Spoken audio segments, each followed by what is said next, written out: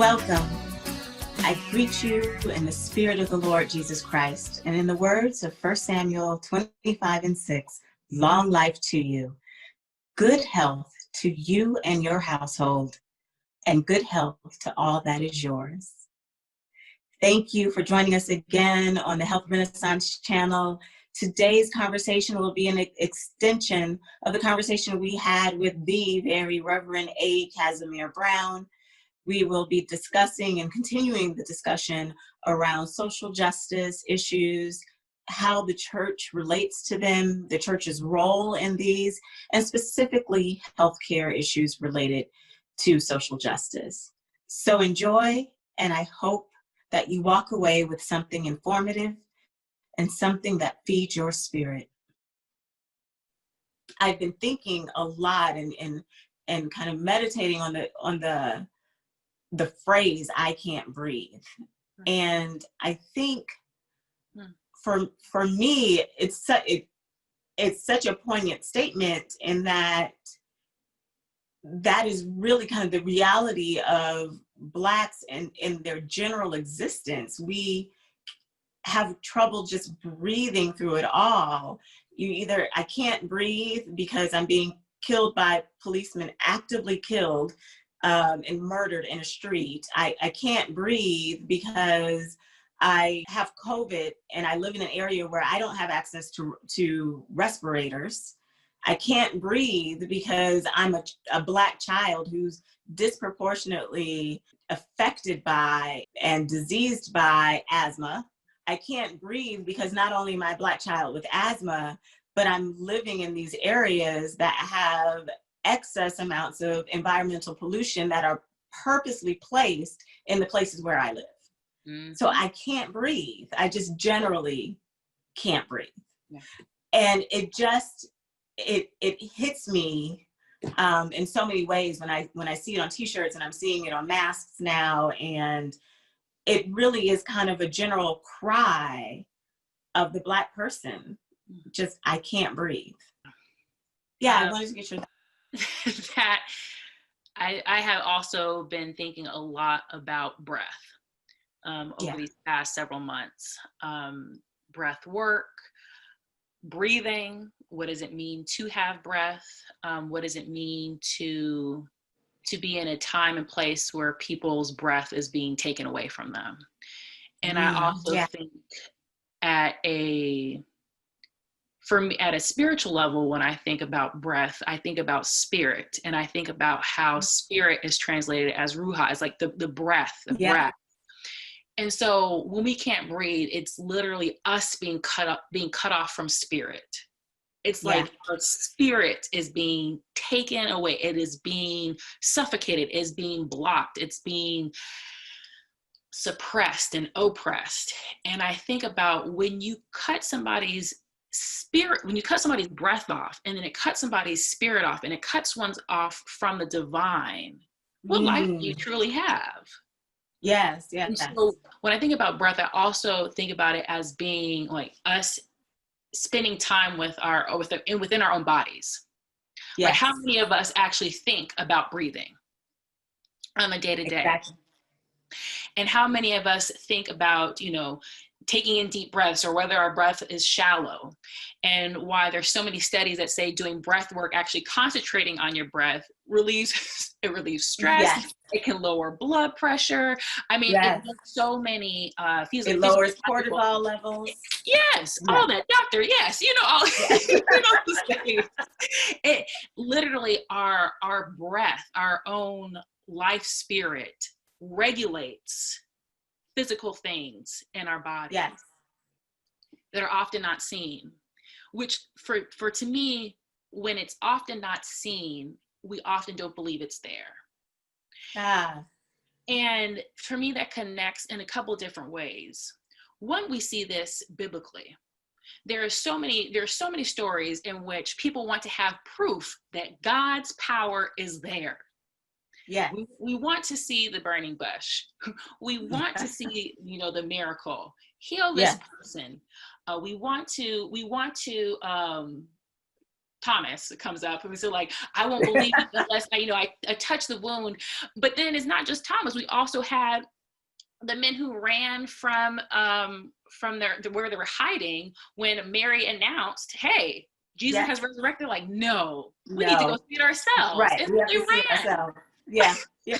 So biblically, we have so many examples of people having very, human responses of like, no, I need to see it to believe it. I got to see it. But then we also see that in health crises.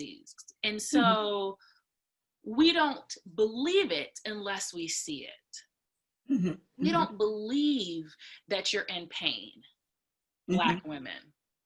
So therefore, we don't see it, therefore we're not going to believe it. You don't look like you're in that much pain. So we don't see it, we're not going to believe it. You don't look like you're having trouble with your health. We don't see it, we're not going to believe it. You don't look sad, so we don't believe you're depressed. So there's, and that goes to me for mental health, because a lot of things for mental health is unseen. Yes. And we're such a culture that relies on, we need to see it, we need to verify it, we need to have something tangible and tactile to prove it. And we're seeing for mental health, that is not the case. And it affects people in different ways. And we are woefully under-equipped of having the language to describe what is happening to folks, to having the medicine and the room. And when I say medicine, I'm not just talking about, drugs. I'm talking about the medicine that we need to help, because it's not always through that channel. Nope. Although we continue to kind of funnel people through that ways. And then oftentimes there is when we can't see it, we start devaluing oftentimes people who are experiencing it.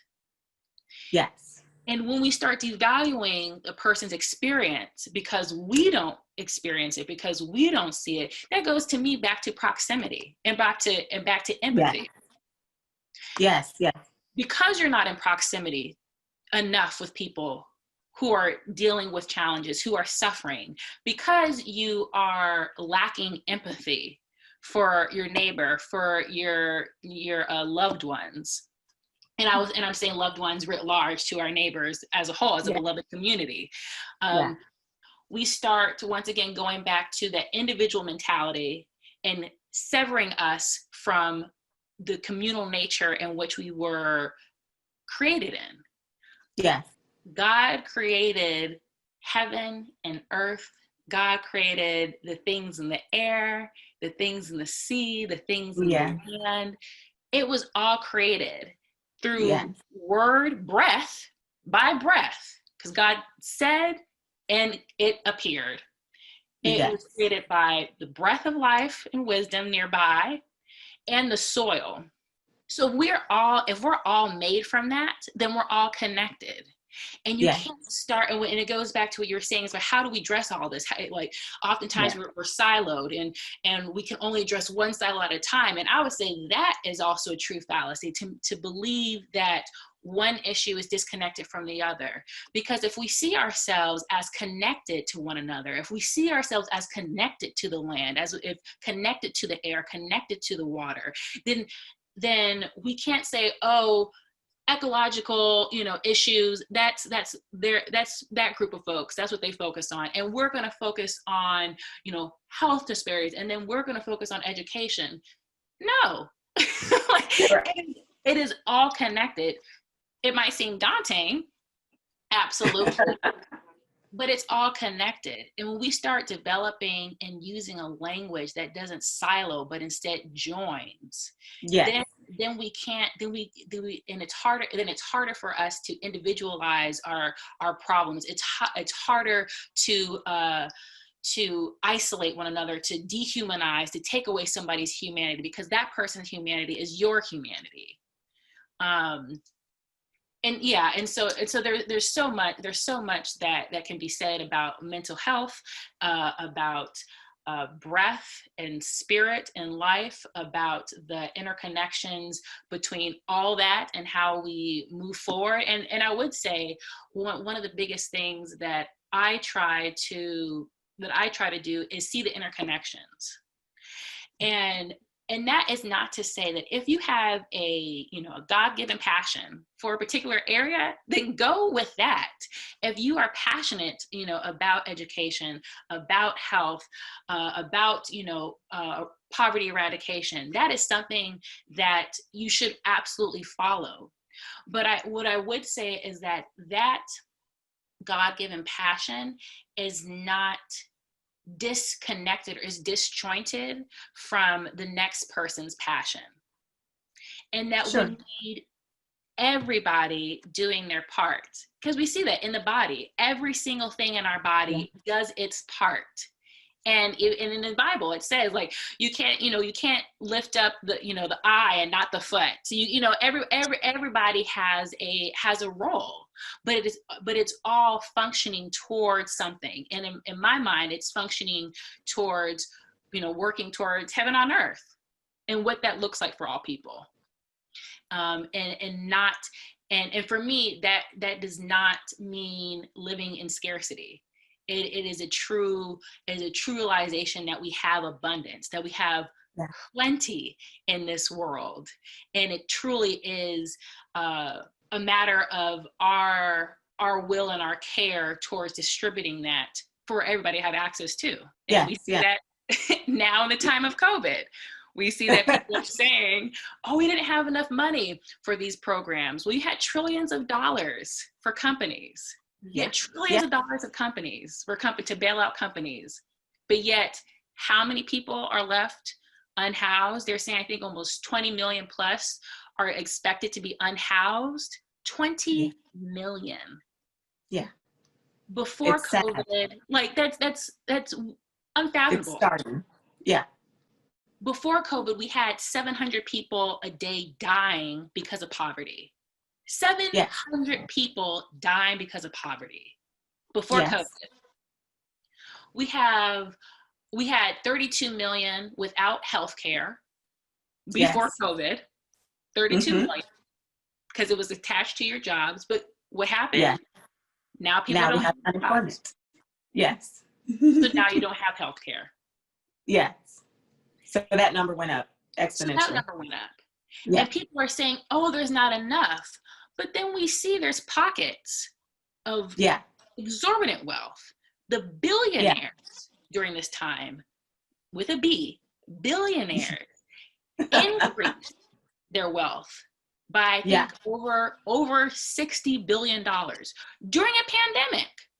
While people are suffering, while people don't have health care, while people don't have housing, while people are fighting to breathe. Yes. We see a group of wealth just climbing and climbing and climbing, but yet we're saying we do not have enough. That's a lie. No. And it needs to be called out as such. But it needs to be called out. It definitely needs to be called out as such. And also when I think about the church role, and that is to speak truth.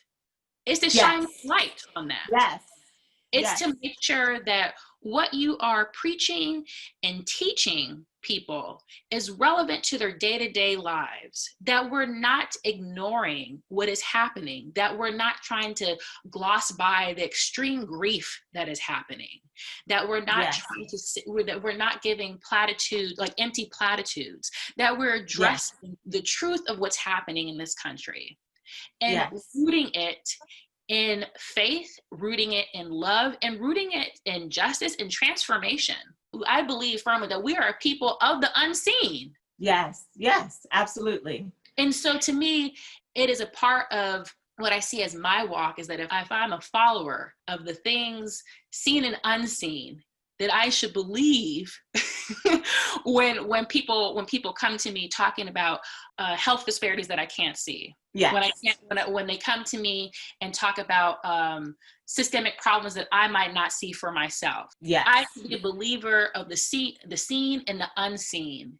And that unseen to me also encompasses a future that is greater than anything that we see right now. Absolutely. And we have to believe that. Yeah. We have to believe that. And it's the church's job to call a thing. Bring truth to light. Yeah. Okay, so you alluded to something that I do really want to get your thoughts on, because it is something I really have been struggling with, quite honestly. And I said, if there's somebody who can help me through this, Well, no. it is my friend and colleague. So we are in the midst of a double pandemic. For Black people, it's a double pandemic where we are fighting for our lives and we are fighting for our humanity. We are being killed every day, either by the pandemic of COVID, or we're being killed by other sources who do not value our bodies. So in that, I was kind of been intrigued to look at what are they writing about? What are they, I mean, particularly people in ministry, what are they writing about? What are their sermons about? What are they telling others? And has there been a shift in messaging? And, as we talked about the church having to bring truth to light, then what are the leaders of various churches, with different racial makeup and ethnic backgrounds, what are they talking about? And is this resonating? Is this something that makes it to even the virtual pulpit? Because now there's no real pulpit for most churches right now. And, the divinity school through which we both matriculated, I'll leave the name out. I remember there was a recognized area of study that people would kind of designate for themselves about environmental ministry or environmental theology. And I know that environmentalism is a topic of great importance to you. So as friends and colleagues, I just really, really wanted you to walk me through some of the thoughts that I'm having, because I had these discussions while on campus, and sometimes I would just choose to leave it alone. But now it's really kind of, it's nagging at a central part of me that I just feel like I need some help working through. And what it is that at times such as these, I have a belief that there should be some consolidated efforts. And I know that you should work within your passion. You should work it, within the areas that you feel that you can be most impactful, and that God gives us all different gifts. But what I am struggling with is, do we rally together and place all of our efforts into going in one direction? And so I'm not picking on the environmentalists. It was just the first one that came to mind. But we know that as you mentioned, there are a lot of different groups that have, varied purposes and missions and visions for themselves and things that they want to reduce and, attentions they want to bring to their interests. But I'm just wondering, is this the time that we come out of our silos and we put together some consolidated efforts in all ways? And when I say this, I also want there to be an understanding that I'm also speaking to it from a biblical perspective, and that, when I'm thinking through it from a biblical perspective is when we're looking at Genesis 1:26, and I think all the way through 30. And God creates humans and gives them dominion over all other creatures and green plants and fruit and grain. To me, my interpretation of this hermeneutic is that God wants our concern to first be for humankind first. So my thought is, should we put our efforts towards saving the humans who are most at risk? And then when I say it, so I'm talking about efforts, I'm talking about resources, I'm talking about time. Is it fair to ask others to pause and or redirect efforts, time, and resources until what we need for humankind is achieved? And I know there are many different pieces to that. So yeah, help me. I mean, that is